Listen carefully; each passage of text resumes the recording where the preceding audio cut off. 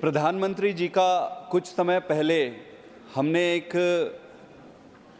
छोटी सी एक बात देखी थी, वीडियो था जिसमें कुछ जर्नलिस्ट बैठे हुए थे और वो जर्नलिस्ट प्रधानमंत्री जी से एक प्रश्न पूछते हैं कि इनकम इनइक्वालिटी के बारे में आपका क्या मत है।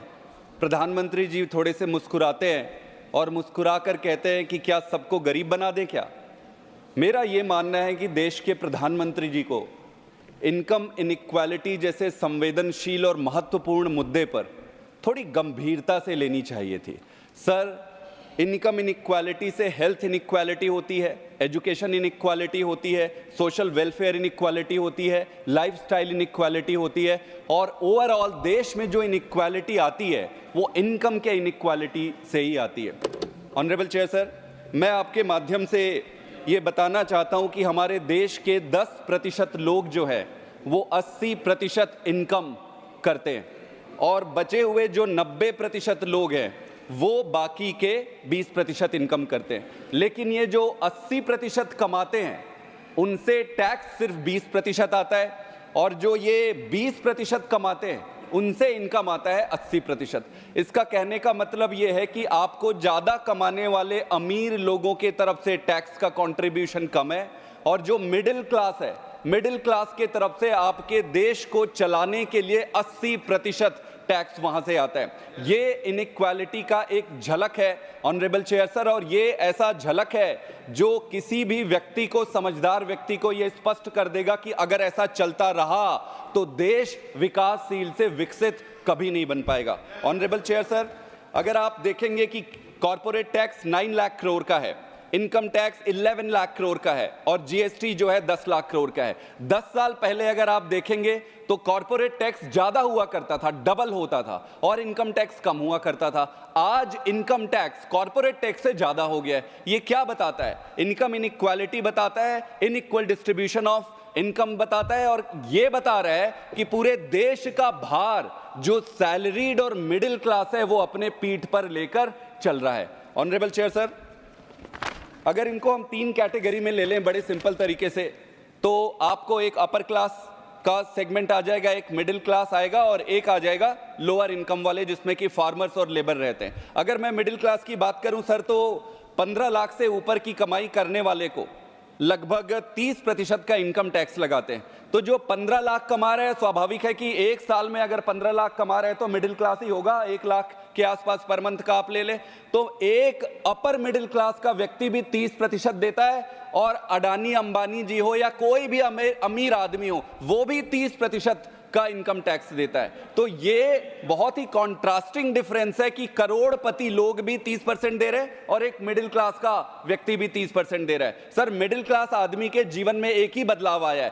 पहले वो 9 से 5 काम करता था, आज 9 बजे सुबह से लेके वो 10 बजे तक, फिर वर्क फ्रॉम होम, फिर सैटरडे, फिर संडे। अपनी जिंदगी तबाह कर रखा है मिडिल क्लास ने, क्योंकि उसके सपने हैं। अपने उस सपने को पूरा करने के लिए वो काम कर रहा है, काम से कमाई कर रहा है और उस कमाई से टैक्स पे कर रहा है। आप चाहे इनकम पे टैक्स ले लो, अगर वो कुछ खरीदता है तो खरीदने पे टैक्स ले लो, थोड़े बहुत इन्वेस्टमेंट करता है तो आप उस पे भी टैक्स लगा रहे हो। चारों तरफ टैक्स के टैक्स, टैक्स पे टैक्स, और टैक्स के पैसे से ही हमारे फिनेंस मिनिस्टर या हम सबके लिए कह रहा हूं मैं, बैठ जाते हैं पेन पेपर लेके, मिडिल क्लास के पैसे को 4 पैसा इसकी टोपी उसके सर, उसकी टोपी उसके सर।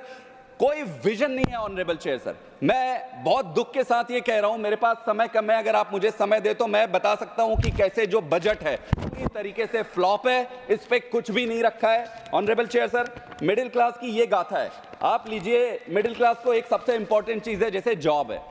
आपने कहा कि 50 लाख जॉब देंगे, और जो जॉब देगा, इंटरेस्टिंग चीज है, जो जॉब देगा 1 लाख की सैलरी वाला जॉब देगा उसको 3000 का इंसेंटिव देंगे। आप मुझे ये बताइए कौन ऐसा व्यक्ति होगा 1 लाख की सैलरी देगा 3000 के इंसेंटिव के लिए? कोई नहीं देगा। आप इंसेंटिवाइज करके जॉब क्रिएट नहीं कर सकते। अगर आपको जॉब क्रिएट करना है तो आपको जो एग्जिस्टिंग सेटअप है, एजेंसीज है, इंस्टीट्यूशंस है, कंपनीज है, 20 सेकंड्स आर रिमेनिंग, उनको बढ़ाना पड़ेगा और नए कंपनीज बनाने पड़ेंगे। सबसे इंपॉर्टेंट चीज सर, मुझे 2 मिनट का समय दीजिएगा सर, मैं आपसे निवेदन करता हूं। Time is allotted bye honourable chairman. Sir, एक चीज देखिए, अभी सबसे बड़ी चीज आई, सोलर पॉलिसी लेके आया मोदी जी ने, सरकार ने सोलर पॉलिसी। इस सोलर पॉलिसी में आप लार्ज स्केल पे सोलर पैनल लगाने की बात कर रहे हैं। Time is up, Mr. Pathak. Sir 50 billion, sir 50 billion Adani ने 50 बिलियन का इन्वेस्टमेंट किया है। क्या आपने दूसरे फैसिलिटीज इंफ्रास्ट्रक्चर तैयार किए हैं? आपने कोई तैयार नहीं किया है। कॉपर की कंपनी अडानी जी के तरफ से लगा हुआ है, कॉपर की कंपनी लगाते हैं। Import duty, honourable chair sir, import duty 2.5 से 0 कर देते हैं। हजारों करोड़ का फायदा होगा जो कॉपर के इनगट लेके आ रहे हैं। कॉपर की ड्यूटी को 2.5 से 0 क्यों किया गया? किसको फायदा देने के लिए किया गया? कच्छ में, गुजरात में अडानी ने एक कंपनी लगाई है, उसको फायदा। फर्टिलाइजर में ऑनरेबल चेयर सर, फर्टिलाइजर में आप 13% रिड्यूस कर देते हैं, कॉपर के इंपोर्ट ड्यूटी आप 0% कर देते हैं। तो ये क्या है? विजन कहाँ है ऑनरेबल चेयर सर? सर मेरा पेन समझिए, सर मेरा दुख समझिए, विजन कहाँ है? 10 साल पहले से बजट बनते आ रहे हैं सर, आज भी बजट पे कुछ भी नहीं है। I am calling next honourable speaker. Chair sir, You have to conclude. I am calling next speaker, please. Thank you.